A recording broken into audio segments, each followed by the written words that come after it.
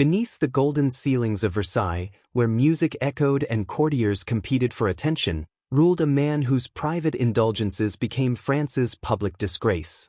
Louis XV, once hailed as the beloved king, is remembered not for reforms or victories, but for a reign consumed by lust, manipulation, and scandal. His court turned desire into a political machine, reducing women to ornaments of pleasure and leaving behind a legacy of corruption that shook the foundations of monarchy. To understand how France reached the brink of revolution, we must first uncover the hidden world of its most notorious sovereign. Versailles was not merely a palace, it was a stage where politics and pleasure intertwined. Every hallway, every chamber was part of a performance, where the king's desires carried as much weight as his decrees. At this court, the bedroom often proved more decisive than the throne room.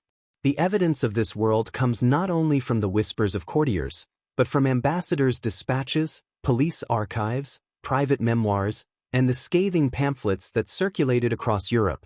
Even cautious historians admit, what unfolded at Versailles under Louis XV was not simple indulgence, but a system of exploitation that, by modern standards, amounted to organized trafficking. While the king surrendered to his private amusements, France itself bled on the battlefield. During the 7 Years' War, the nation suffered crushing defeats, losing not only territory but also the prestige of its empire. Abroad, France was mocked as a kingdom led not by generals, but by courtesans. Voltaire himself sneered that Louis XV had conquered more bedrooms than provinces. What unfolded in Versailles was not an isolated scandal, it was a national crisis.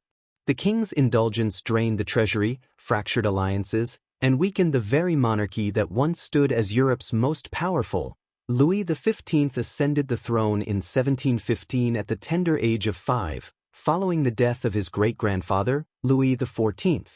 The boy king's early years were overshadowed by the regency of Philip Druns, whose court was notorious for excess and debauchery. Personal tragedy struck early. His parents died when he was still a child, and the governess he adored was abruptly dismissed, leaving him lonely and mistrustful. Isolated in the grandeur of Versailles, Louis grew up surrounded by intrigues and temptations.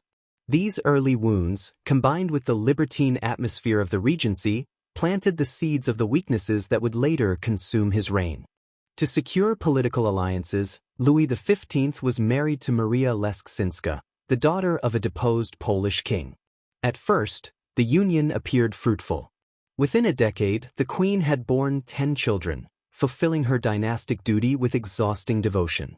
But the endless cycle of pregnancies and her deeply religious temperament left her withdrawn from the glittering life of the court. She turned instead to piety and seclusion, seeking comfort in faith while her husband drifted away from her side. The courtiers, ever mindful of stability at Versailles, encouraged the king to seek companionship elsewhere. In their view, a royal mistress was not a scandal but a necessity, a means of ensuring his attention remained within the palace rather than wandering into dangerous intrigues. The arrangement soon took on a more troubling shape. Louis's first mistresses included 4 daughters of the same aristocratic family, the Nesle sisters. It was a shocking precedent, establishing not just adultery but the routine of transforming entire families into suppliers of the king's desires. With each passing year, intimacy became less personal and more of a transaction, a mechanism of court life. What began as a search for relief from marital coldness would evolve into an entrenched pattern of exploitation. In 1744, Louis fell gravely ill, and his survival seemed uncertain. Believing death was near, he turned toward religion, renounced his mistresses, and sought reconciliation with the queen. This act of repentance touched the people of France, who hailed him as Louis the Well-Beloved. For a fleeting moment, it seemed as though the monarch had rediscovered virtue and the moral authority of kingship. But the transformation proved fragile. Once restored to health, Louis slipped quickly back into his old patterns. New mistresses appeared, each selected with greater calculation than the last. This relapse revealed not simply weakness of character, but the deep dependency he had developed on indulgence as an escape from loneliness and responsibility. It was during this period that a figure entered Versailles who would change the monarchy forever: Madame de Pompadour. Her arrival marked the beginning of a new era, one in which pleasure and politics became inseparable, and the king's private desires would shape the destiny of the French state. The arrival of Jean Antoinette Poussin, better known to history as Madame de Pompadour, transformed the court of Louis XV. She was not merely a mistress, she was a strategist, a woman who understood that controlling the king's affections meant controlling the kingdom itself.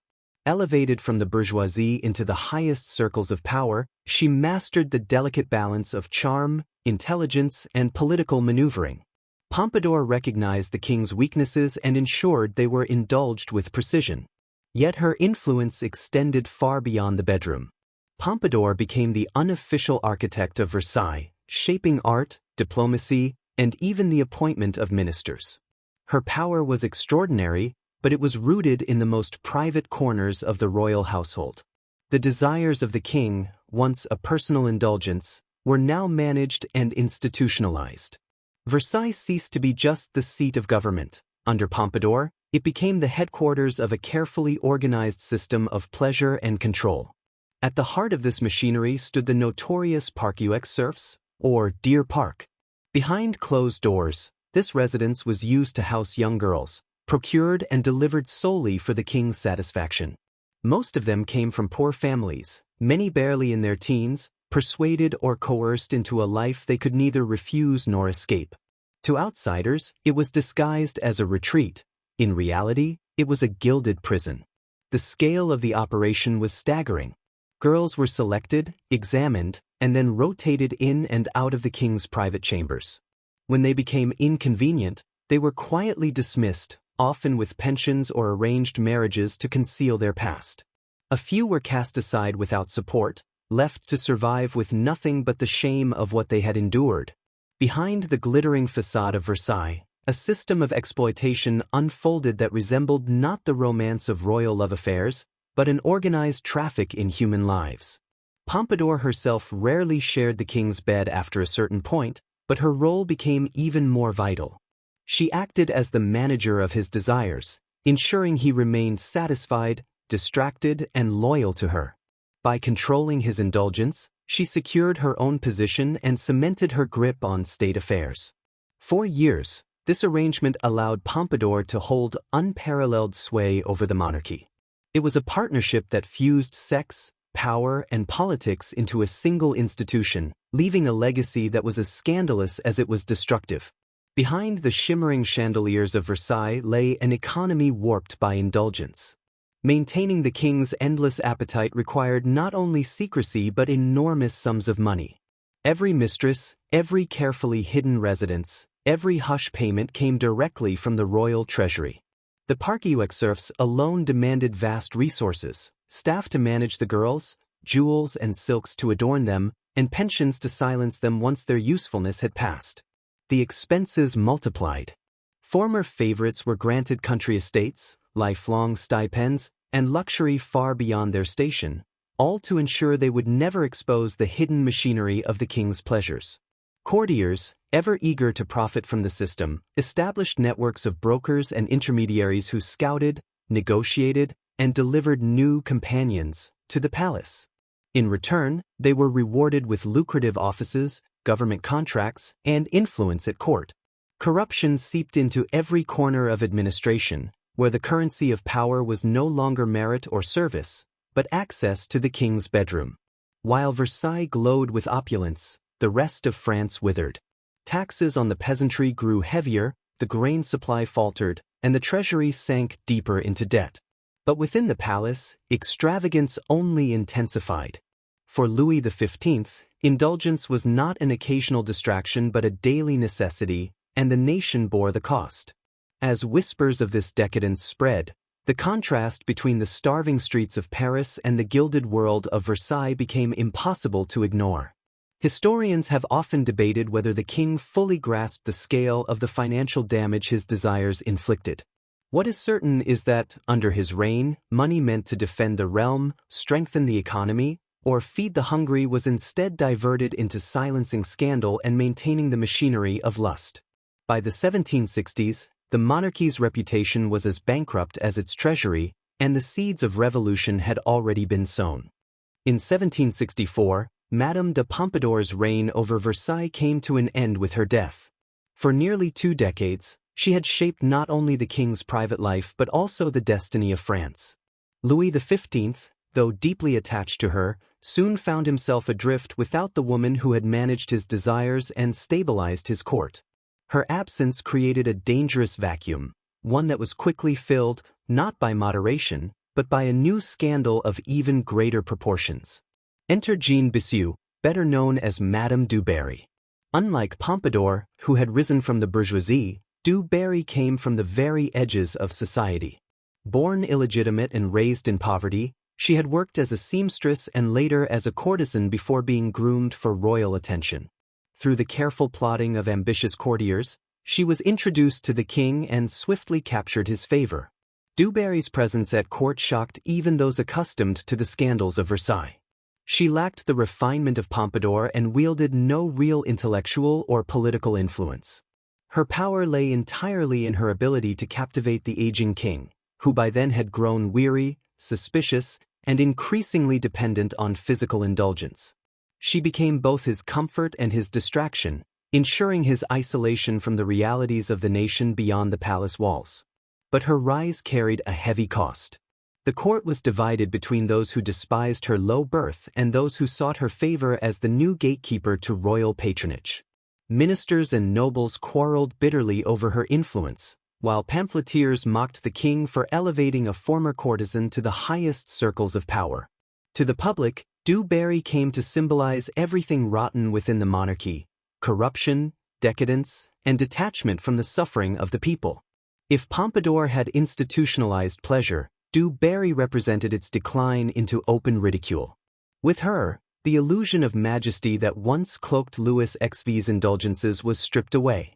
By the final years of his reign, the monarch who had once been hailed as the beloved was now reviled as a man enslaved to desire, ruling not with wisdom or strength, but with weakness and shame. By the 1770s, Louis XV was a hollow figure of the monarch he had once promised to be. The glitter of Versailles could no longer disguise the truth. France was exhausted, indebted, and disillusioned. The king, long captive to his appetites, had squandered not only fortunes but the trust of his people. What had begun as private indulgence had grown into a public disgrace, leaving the monarchy itself fatally compromised. In 1774, Louis fell ill with smallpox. As the disease ravaged his body, the courtiers who had once fawned upon him fled in fear, leaving him abandoned in his final days.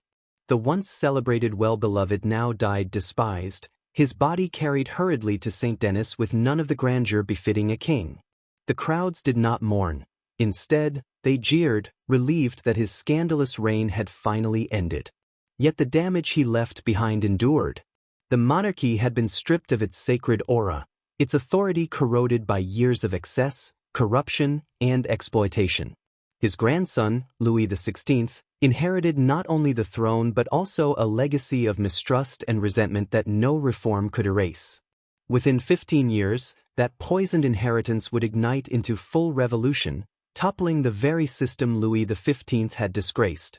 In the end, his story is not merely one of personal weakness, but of how private vice can destroy public trust. The king who should have been remembered for glory and stability is instead recalled as the ruler who turned Versailles into a gilded brothel and France into a kingdom waiting to explode. Louis XV's reign stands as a chilling reminder: when pleasure becomes power, it is the people who pay the ultimate price.